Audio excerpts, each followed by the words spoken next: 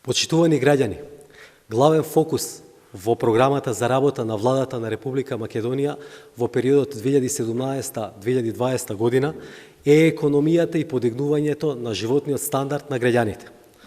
Програмата содржи нов пристап за развој на македонската економија, која се темели на три елементи: поддршка за домашните предпријатија, раст на платите и социјална праведност. Државната поддршка за потикнување на домашните предпријатија, пред се малите и средни предпријатија, ќе биде многократно зголемена и поставена на 20 милиони евра уште во првата година на мандатот. Ќе бидат помогнати инвестиционите проекти на домашните предпријатија, но и ќе се отворат деловни стартап центри во сите поголеми општини и ќе се основа фонд за вложување во стартап и мали и средни предпријатија. Преку активните мерки за вработување ќе се влијае на вработување на 16.000 лица годишно во приватниот сектор. Деловната клима ќе се ослободи од политички притисоци и репресии. Ќе се воведе јавен регистар на инспекцијски контроли со цел елиминирање на субјективноста и јавноста да има целосен увид. Институциите задолжително ќе објавуваат упатства за примена на законите во нивната област, а владата во првите 100 дена ќе го објави вкупниот износ на сите акумулирани доспеани обврски на државата и ќе изработи план за нивно плаќање со јасни рокови. Македонија мора да излезе од мизерно ниското ниво на плати. Програмата содржи мерки кои ќе прават притисок платите да растат во економијата. Државата ќе стимулира отварање на подобро платени работни места. Малите и средните предпријатија за отварање на ново работно место ќе добиваат еднократна финансиска поддршка во износ помеѓу 72.000 и 162.000 денари, под услов на лицето да му исплаќаат бруто плата повисока од просечната во период од 12 месеци.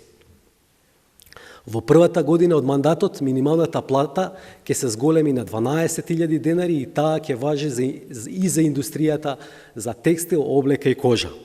А реформата на образовниот систем ќе овозможи раст на платите на долг рок. Растот на платите ќе прави притисок продуктивноста да се зголемува во економијата.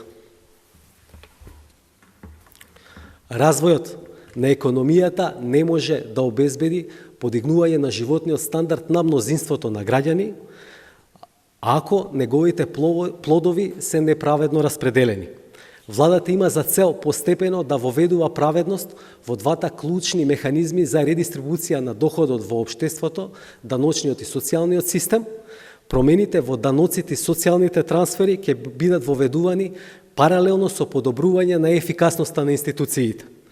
Првиот чекор во подобрувањето на ефикасноста на институциите е обезбедување на целосна фискална транспарентност. Таа представува и клучен приоритет во работата на владата во првата година на мандатот. Сите буџетски корисници, фондови, јавни предпријатија не само што ќе мораат да ги имаат објавено завршните сметки на своите веб страници, току уште повеќе ќе мора да доставуваат до Министерството за финансии детални месечни извештаи за трошењето на доделените пари од буџетот, како и обврските што ги превзеле, а не ги платиле. Овие податоци со помош на платформа за пребарување ќе бидат објавени на веб страницата на Министерството за финансии со цел граѓаните да бидат контролори ако се прават злоупотреби. Новиот пристап во економијата ќе ги раздвижи оние мокни сили кои движат економијата, а кои што Кейнс ги нарекува animal spirits, животни енергии. Тие чекаат да бидат пробудени, Македонија може. Затоа не треба да се губи време, неопходно е Ѓорѓи Иванов да го додели мандатот за составување на влада на председателот на Социјалдемократскиот сојуз на Македонија, Зоран Заев, за што поскоро новата влада да започне да ја реализира програмата за живот. Дали имате прашање на темава? Дали имате прашање на темава? Значи, ово е прес за клучните аспекти на програмата, на предлог програмата на владата на Република Македонија и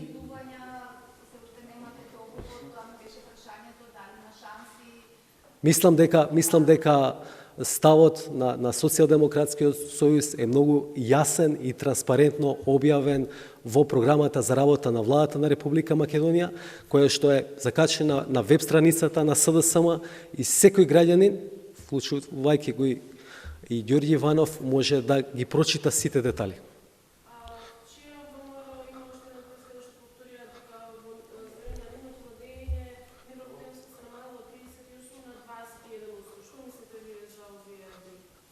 Сега, јас ова сум го коментирал повеќе пати, дури сум го пишувал и во колумни.